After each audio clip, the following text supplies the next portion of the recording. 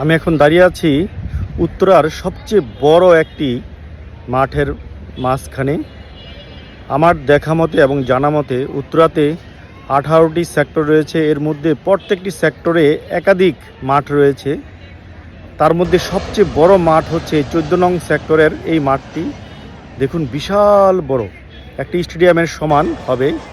অসাধারণ এখানকার পরিবেশ, কিন্তু একটি বিশাল বড় একটি সমস্যা রয়েছে।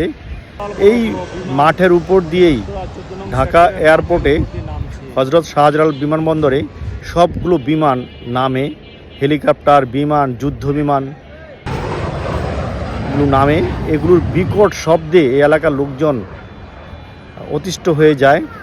আমি প্রায় 1 ঘন্টার মতো ছিলাম। 1 ঘন্টার মধ্যে দেখলাম প্রায় 10-12টা বিমান নামলো। এর মধ্যে যুদ্ধ বিমান আছে, হেলিকপ্টারও রয়েছে।